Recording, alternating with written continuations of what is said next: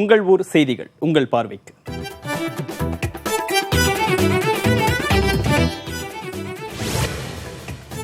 நாங்குநேரி, விக்கிரவாண்டி மற்றும் காமராஜ் நகர் சட்டமன்ற தொகுதிகளின் இடைத்தேர்தலில் பதிவான வாக்குகள் நாளை காலை 8 மணிக்கு எண்ணப்படுகின்றன. இதையொட்டி விரிவான ஏற்பாடுகள் செய்யப்பட்டுள்ளன. நாங்குநேரி தொகுதியில் பதிவான வாக்குகள் அடங்கிய மின்னணு வாக்குப்பதிவு எந்திரங்கள் பாளையங்கோட்டை அரசு பொறியியல் கல்லூரியில் வைக்கப்பட்டுள்ளன.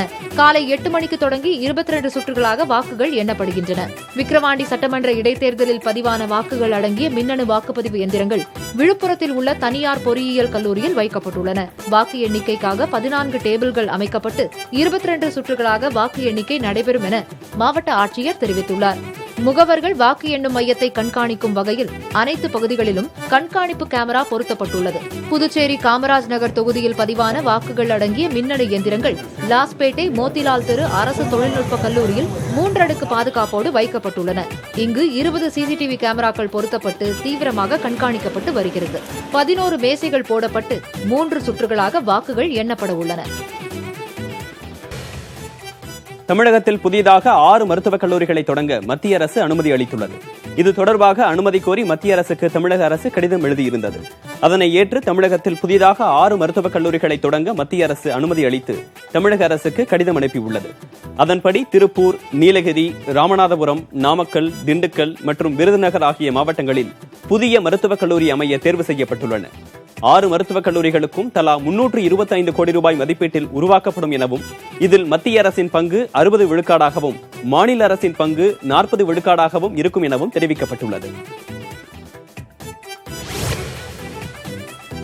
நீர்பிடிப்பு பகுதியில் பெய்து வரும் கனமழையால் காவிரியிலிருந்து தமிழக எல்லையான பிலிகுண்டுலுவுக்கு வினாடிக்கு 30,000 கன அடி தண்ணீர் திறக்கப்பட்டுள்ளது. கனமழையால் கபினி மற்றும் கிருஷ்ணராஜசாகர் அணைகள் மீண்டும் முழு கொள்ளளவை எட்டியுள்ளன. இதனால் காவிரியில் திறக்கப்படும் நீரின் அளவு அதிகரித்துள்ளது. காலை நிலவரப்படி நீர் திறப்பு 18,000 கன அடியிலிருந்து 30,000 கன அடியாக உயர்ந்துள்ளது. இதனால் ஒகேனக்கல் அருவியில் குளிக்க 75 நாளாகவும் பரிசல் இயக்க 7வது நாளாகவும் மாவட்ட நிர்வாகம் தொடர்ந்து தடை விதித்துள்ளது. சேலத்தில் பெய்த மழையால் தேசிய நெடுஞ்சாலையில் தேங்கி நின்ற தண்ணீரில் இளைஞர்கள் சிலர் பரிசல் சவாரி செய்தனர். சேலத்தில் நேற்று முன்தினம் இரவு பரவலாக கனமழை பெய்தது. இதன் காரணமாக சேலம் மாநகர எல்லைக்கு உட்பட்ட தாழ்வான பகுதிகளில் உள்ள குடியிருப்புகளுக்குள் தண்ணீர் புகுந்தது. சேலம் சீலநாயக்கன்பட்டி புறவழிச்சாலையில் வாகனங்கள் செல்ல முடியாத அளவிற்கு மழைநீர் குளம் போல தேங்கி நின்றது.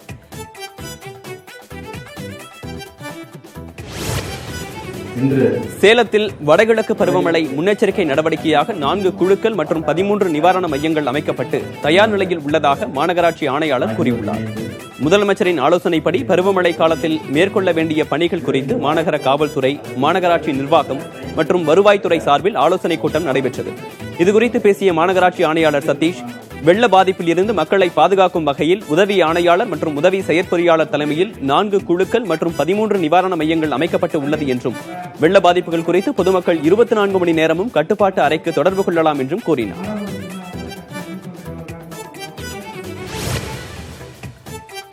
நீர்பிடிப்பு பகுதிகளில் பெய்து வரும் தொடர் மழையால் தேனி மாவட்டத்தில் உள்ள மஞ்சளாறு அணை 52.60 அடியை எட்டியுள்ளது. தேனி பெரியகுளம் அருகே உள்ள மேற்கு தொடர்ச்சி மலைப்பகுதியில் பெய்த மழையின் காரணமாக மஞ்சளாறு அணையின் நீர்மட்டம் 44 அடியிலிருந்து சிறிது சிறிதாக உயர்ந்து நேற்று காலை நிலவரப்படி 47 அடியாக இருந்தது. கனமழை காரணமாக தற்போது அணையின் நீர்மட்டம் 52.60 அடியாக உயர்ந்துள்ளது. அணைக்கு நீர்வரத்து 222 கன அடியாகவும் நீரிருப்பு 387.54 மில்லியன் கன அடியாகவும் உள்ளது.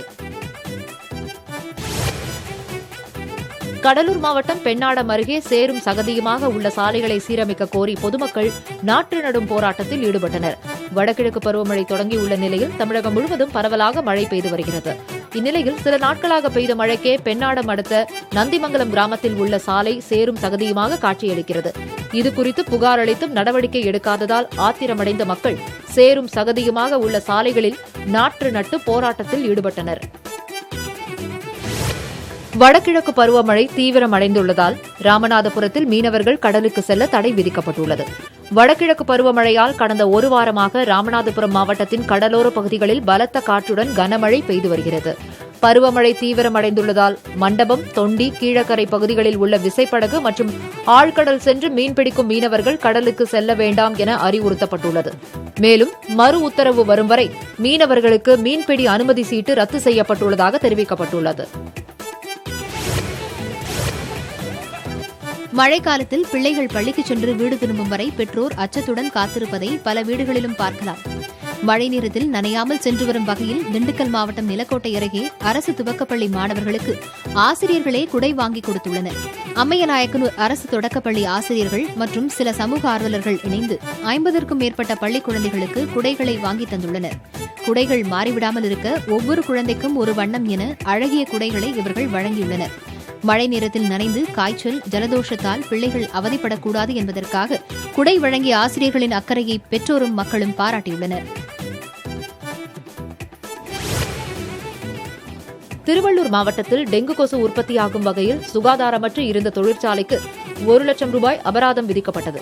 ஆர்கேபேட்டை பகுதியில் உள்ள வர்த்தக நிறுவனங்கள், உணவகங்கள், திருமண மண்டபங்களில் சிறப்பு குழுவினர் ஆய்வு மேற்கொண்டனர். அப்போது வாகன உதிரி பாகங்கள் தயாரிக்கும் தொழிற்சாலை சுகாதாரமற்ற முறையில் இருப்பது தெரியவந்தது. இதனால் 1 லட்சம் ரூபாய் அபராதம் செலுத்திய அதிகாரிகள் தூய்மையாக வைத்துக் கொள்ள அறிவுறுத்தினர். திருவள்ளூர் மாவட்டத்தில் டெங்குவால் பாதிக்கப்படுவோரின் எண்ணிக்கை நாளுக்கு நாள் அதிகரிக்கும் நிலையில் தூய்மை மற்றும் சுகாதார பணிகள் தீவிரப்படுத்தப்பட்டுள்ளன. நீலகிரி மாவட்டம் கோத்தகிரி அருகே சாலையில் குட்டியுடன் உலா வந்த கரடியால் மக்கள் அச்சமடைந்துள்ளனர். கோத்தகிரி அளக்கரை பகுதியில் 2 மாத காலமாக குட்டிகளுடன் கரடி ஒன்று சுற்றி வருகிறது. கோத்தகிரி அளக்கரை அரவேணு சாலையில் குட்டிகளுடன் இந்த கரடி உலா வந்தது. 15 நிமிடம் வரை சாலையிலேயே சுற்றித் திரிந்ததால் வாகன ஓட்டிகள் அச்சமடைந்தனர். தண்ணீர் செல்வதற்கான சுடுமண் வடிகால் அமைப்புகளை பழங்கால தமிழர்கள் பயன்படுத்தி வந்தது கீழடி அகழாய்வில் கண்டுபிடிக்கப்பட்டுள்ளது.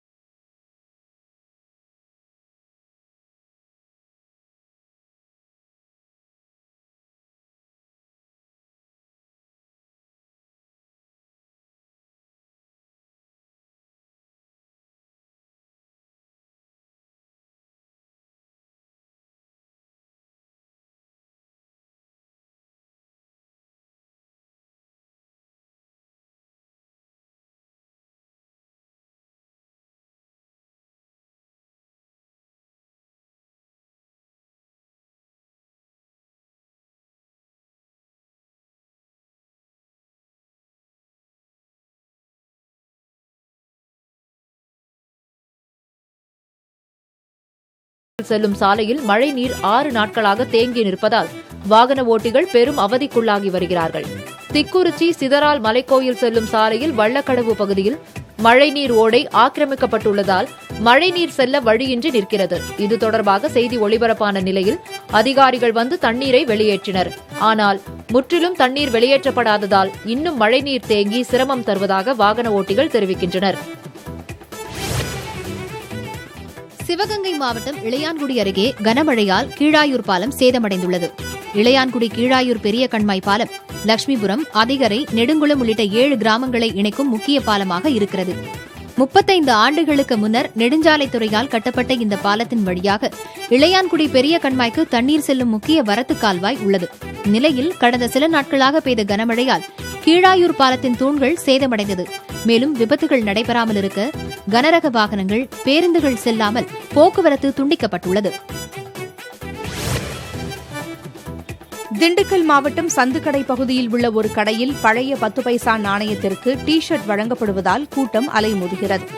சந்துக்கடை பகுதியில் அமீன் என்பவர் கூகுள் என்ற பெயரில் ஜவுளிக்கடை நடத்தி வருகிறார்.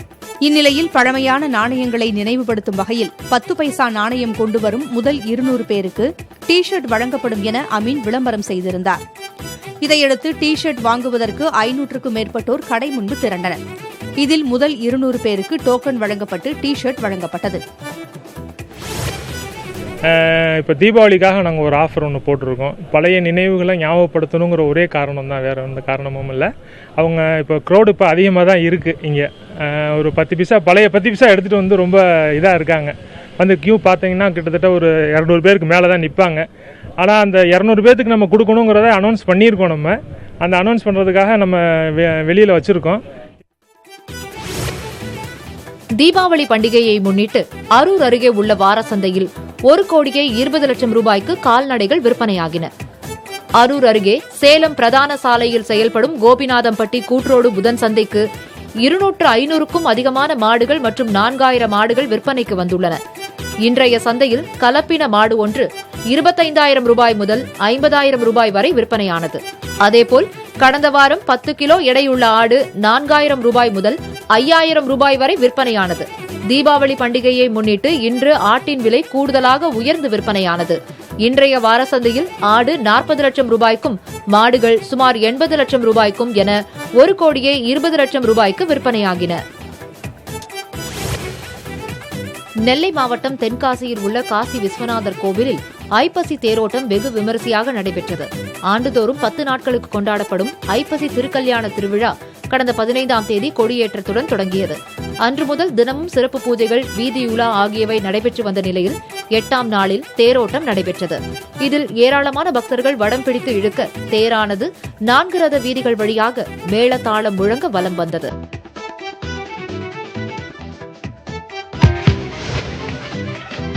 சென்னை நேரு உள்விளையாட்டு அரங்கில் நடைபெற்ற விழாவில் காவல்துறையினருக்கு குடியரசுத் தலைவர் மற்றும் முதலமைச்சர் பதக்கங்களை முதலமைச்சர் பழனிசாமி வழங்கினார்.